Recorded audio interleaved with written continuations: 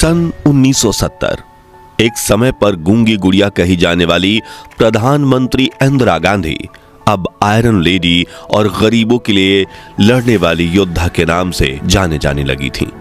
बैंकों का राष्ट्रीयकरण, राष्ट्रपति चुनाव में उनके सपोर्ट से बीवीगिरी की जीत और कांग्रेस पार्टी के विभाजन के बाद अब इंदिरा गांधी का अगला लक्ष्य था प्रिवी पर्स को खत्म कर राजाओं की मान्यता रद्द करना। इसलिए उन्होंने प्रिवी पर्स के खिलाफ लड़ाई का मोर्चा खोल दिया। भारत सरकार और राजाओं के बीच भयंकर तनातनी हो गई। राजाओं की तरफ से उन्हें कई प्रस्ताव भी भेजे गए, लेकिन इंदिरा गांधी ने सभी प्रस्ताव ठुकरा दिए और 18 मई 1970 को इंदिरा सरकार ने संसद में प्रिवी पर्स खत्म करने के लिए बिल पेश कर दिया, जिसके अगले ही सत्र में लोकसभा में यह बिल बहुमत से पारित भी हो गया। लेकिन राज्यसभा में यह बिल एक वोट से गिर गया। इसके बाद राष्ट्रपति बीवीगिरी की सरकार की सहायता के लिए आगे आए और उन्होंने अध्यादेश के जरिए सभी राजाओं की मान्यता रद्द कर दी और प्रिवी पर्स खत्म हो गया। लेकिन राजाओं ने सुप्रीम कोर्ट का दरवाजा खटखटाया और अदालत ने राष्ट्रपति के आदेश पर रोक लगा दी, जो राजाओं के लिए बड़ी जीत थी। लेकिन इंदिरा गांधी को इससे बड़ा धक्का लगा था और वो प्रिवी पर्स को कैसे भी करके खत्म करना चाहती थी। तो फिर इंदिरा गांधी सरकार ने अगला कौन सा कदम उठाया जिससे प्रिवी पर्स खत्म भी हो गया और सुप्रीम कोर्ट या राजा राजवाड़ा भी सरकार के निर्णय के खिलाफ कुछ नहीं बोल पाए। प्रिवी पर्स की शुरुआत क्यों की गई थी और प्रिवी पर्स में राजाओं को कितनी राशि और अधिकार दिए जाते थे, जानेंगे इस वीडियो में। लेकिन उसके पहले प्लीज आप वीडियो को लाइक और चैनल को सब्सक्राइब कर दीजिए। दोस्तों, इतिहास में भारत के राजा राजवाड़ों की भूमि इसे कहा जाता था। हमारा महान इतिहास न जाने कितने राजशाही वंशों की गौरव गाथा का साक्षी रहा है। हालांकि ब्रिटिश सत्ता के आने के बाद इन राजवंशों की सियासत की ताकत धीरे धीरे क्षीण होती गई, लेकिन अंग्रेजों ने इनके अस्तित्व को पूरी तरह से समाप्त नहीं किया। लेकिन साल 1947 में जब हमारे क्रांतिकारियों का बलिदान रंग लाया और थक हार कर अंग्रेजों ने भारत को आजाद करने का निर्णय लिया, तब ये रियासतें भारत में लोकतंत्र साबित करने की राह में ऐसी बाधा बन चुकी थीं जिन्हें हटाना जरूरी था। लेकिन उस वक्त भारत में 500 से ज्यादा देसी रियासतें मौजूद थीं और अंग्रेज उनसे उनका अधिकार नहीं छीनना चाहते थे। इसलिए जब भारत के आखिरी वायसराय लॉर्ड माउंटबेटन ने 15 अगस्त के दिन देश को आजाद करने की घोषणा की, इसके साथ उन्होंने ब्रिटिश क्राउन की तरफ से डिक्लेयर कर दिया कि 15 अगस्त 1947 के बाद देश के सभी राज्य और राजवाड़े अपने स्वतंत्र अस्तित्व के लिए मुक्त हैं। यानी वो चाहे तो भारत का हिस्सा बन सकते हैं, चाहे तो पाकिस्तान का हिस्सा भी बन सकते हैं, या फिर भारत की धरा पर अपना स्वतंत्र देश भी बना सकते हैं। ऐसी स्थिति में लोकतंत्र की संपूर्ण स्थापना करना मुश्किल था। वहीं अगर कोई रियासत पाकिस्तान में शामिल होती है तो उसका अर्थ यह होता है कि भारत की सीमा के अंदर पाकिस्तान है। इससे अंतर्राष्ट्रीय सीमा का निर्धारण करना भी मुश्किल हो जाता। इसके अलावा भी बहुत सारी नीतिगत समस्याएं उत्पन्न हो जाती। ऐसे में इन राजवाड़ों का लोकतंत्र भारत में विलय करवाने के लिए संविधान सभा ने 21 दिसंबर 1946 को समझौता समिति का गठन किया। इस समिति का उद्देश्य था कि वह रियासतों के प्रमुख और उनके प्रतिनिधियों से बात करे और संविधान सभा में शामिल होने के लिए उन्हें राजी करे। लेकिन नैतिक रूप से संवैधानिक भारतीय संघ में शामिल होने के लिए रियासतों से किसी भी तरह की जबरदस्ती नहीं की जा सकती थी। इन रियासतों पर गांधी जी का प्रभाव भी कुछ खास नहीं था, क्योंकि उन्होंने 7 अक्टूबर 1939 के दिन अपने एक लेख में लिखा था कि हर राजा अपने राज्य में एक हिटलर है जो कायदे से परे रहकर अपनी प्रजा को शूट भी कर सकता है। वही पंडित नेहरू भी कई बार कह चुके थे कि राजा राजवाड़ा अपने राज्य की काफी बड़ी संपत्ति को अपने भोग विलास और वैभव के लिए खर्च करते थे। ऐसे में इस चुनौतीपूर्ण विषय को हल करने में सबसे महत्वपूर्ण भूमिका निभाई सरदार वल्लभ भाई पटेल ने, जिन्होंने सबसे पहले देश भर में भाषणों और सभाओं के माध्यम से जनतंत्र का प्रचार किया और बताया कि कैसे लोकतंत्र में वास्तविक सत्ता आम लोगों के पास रहेगी। इससे देश भर के करोड़ों लोगों ने लोकतंत्र से जुड़ने में सहमति दिखाई। लेकिन सत्ता का विलय तो रियासत के प्रमुखों को करना था, जिन्हें हर साल टैक्स और कुछ अन्य स्रोतों से खूब धन दौलत की आवक होती थी। ऐसे में उन्हें सहमत करने के लिए सरदार पटेल ने एक दिलचस्प रणनीति अपनाई और रियासतों को प्रीवी पर्स की सौगात दी, जिसके तहत भारत सरकार ने राजघरानों को राजपाट के बदले सालाना एक निश्चित धनराशि देने का ऐलान किया, जिसका जिक्र संविधान के अनुच्छेद 291 में किया गया। और इस सौगात ने ही देश की सभी रियासतों को भारत संघ में शामिल होने के लिए सहमत कर लिया। सरदार पटेल ने यह रणनीति काफी सोच समझकर बनाई थी, क्योंकि जब राज्य भारत संघ में शामिल हो जाते तो राजाओं का राजस्व यानी खासकर टैक्स से आने वाली आमदनी बंद हो जाती, जिसके लिए वो बिल्कुल राजी नहीं थे। वहीं अगर भारत सरकार उनसे जबरन विलय करवा देती तो भविष्य में उनकी तरफ से विद्रोह भी हो सकता था। लेकिन निश्चित राशि के साथ कई अधिकार मिलने पर वो राजा भी खुश थे और उनकी प्रजा भी। इस तरह साल 1954 में जम्मू कश्मीर के विलय के साथ सभी रियासतों का भारत संघ में विलय हो चुका था। अब सवाल आता है कि प्रीवी पर्स होता क्या है और उस दौर में देश के राजाओं को प्रीवी पर्स में कितनी अमाउंट दी जाती थी। तो प्रीवी पर्स उस ग्रांट को कहा जाता है जो राजा महाराजाओं को उनका खर्च चलाने के लिए दी जाती थी।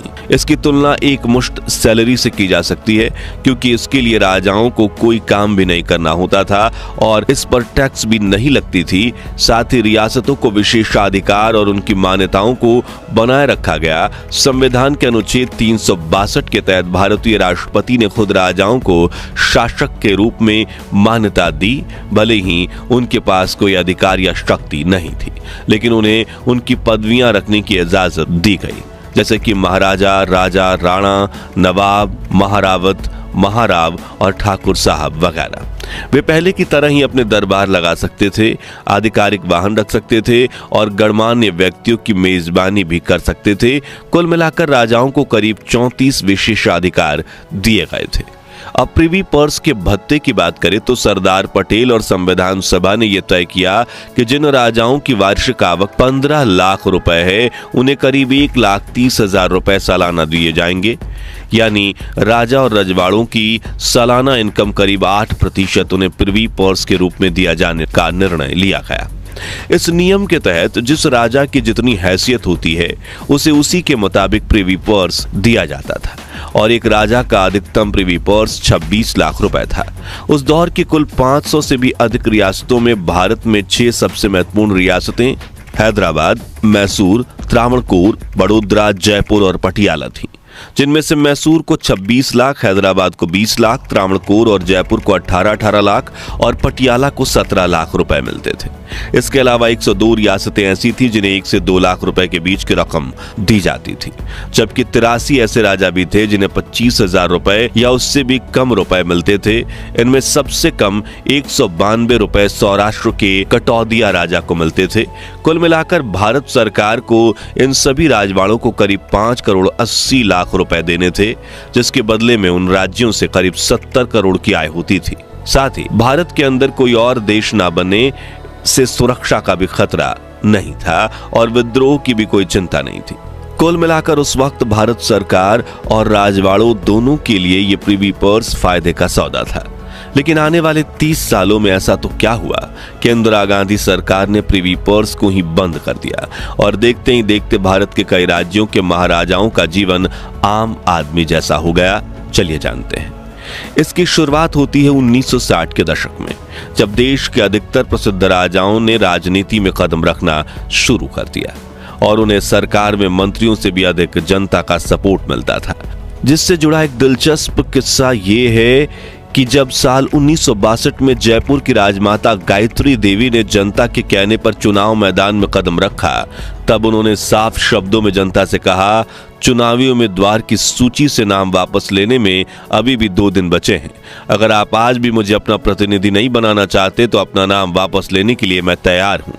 ऐसा इसलिए क्योंकि आप लोगों की समस्याओं के बारे में मुझे ज्यादा जानकारी नहीं है, इसलिए मैं ज्यादा कुछ नहीं कर सकती। बस आपकी समस्याओं को संसद तक पहुंचा सकती हूं। लेकिन फिर भी जनता ने उनका समर्थन किया और स्वतंत्र पार्टी की टिकट पर चुनाव लड़कर उन्होंने 1,92,909 वोटों से चुनाव जीता। और उस दौर में न सिर्फ भारत बल्कि दुनिया भर में हुए किसी भी चुनाव के मुकाबले में सबसे बड़ी जीत थी। आपको यह जानकर हैरानी होगी कि साल 1957 से 1960 के बीच कुल 43 राजाओं ने विधानसभा और लोकसभा चुनाव लड़ा, जो 1961 से 1966 तक बढ़कर 51 तक पहुंचा और 1967 से 1975 तक ये आंकड़ा बढ़कर 75 के पार पहुंच चुका था। लेकिन इनमें से अधिकतर राजा महाराजा कांग्रेस पार्टी की तरफ से नहीं बल्कि स्वतंत्र पार्टी या दूसरी छोटी मोटी लोकल पार्टीज से चुनाव लड़ते थे, जिससे सत्ता में मौजूद सरकार की सीटों पर गहरा प्रभाव पड़ रहा था। दरअसल स्वतंत्र पार्टी पंडित नेहरू की कांग्रेस पार्टी से ही अलग हुई थी और इसका गठन 1957 में चक्रवर्ती राजगोपालाचारी ने किया था। सत्ता में राजाओं की संख्या बढ़ती चली गई और इसी बीच आया साल 1966, जब इंदिरा गांधी देश की प्रधानमंत्री बनी और अपने कार्यकाल के पहले ही साल उन्होंने अनेक चुनौतियों का सामना किया। उस वक्त देश की अर्थव्यवस्था डूबने की कगार पर थी। अमेरिकन डॉलर के सामने इंडियन रुपीस 63% तक गिर चुका था। देश का फॉरेन रिजर्व भी खाली हो रहा था और उस साल बारिश भी नहीं हुई थी और देश के कई क्षेत्रों में अकाल पड़ चुका था। लोग भूख और बेरोजगारी से मर रहे थे। इसलिए इंदिरा गांधी गरीबों के लिए काम करना चाहती थी। उनका मानना था कि जिस राज्य में गरीब लोग भुखमरी से मर रहे हैं, उसी राज्य के राजा महाराजा सरकार से प्रिवी पर्स लेकर न सिर्फ ऐशो आराम से जिंदगी जी रहे हैं बल्कि सरकार के खिलाफ चुनाव लड़कर सत्ता में भी दखलंदाजी कर रहे हैं। यानी उनकी सोच एक तरफ से देश की जनता के हित में थी तो दूसरी तरफ अपनी सरकार के हित में। इसलिए देश के करोड़ों लोगों ने भी सरकार का साथ देकर प्रिवी पर्स के खिलाफ आवाज उठाना शुरू किया, क्योंकि जनता को कभी राजशाही मंजूर नहीं थी। इंडिया आफ्टर नेहरू में रामचंद्र गुहा लिखते हैं, इंदिरा ने बड़े फैसले लेने शुरू कर दिए थे। उनके मुख्य सचिव पीएन हक्सर विचार थे कि जिस देश में बड़ी तादाद में गरीब हो, वहां राजाओं को इतना पैसा देने का ना तो कोई मतलब है और ना ही ये वक्त की मांग है। 1967 में प्रिवी पर्स को बंद करने की शुरुआत हो गई थी और फिर 1970 में वो किस्सा हुआ जिसका जिक्र हमने वीडियो की शुरुआत में किया।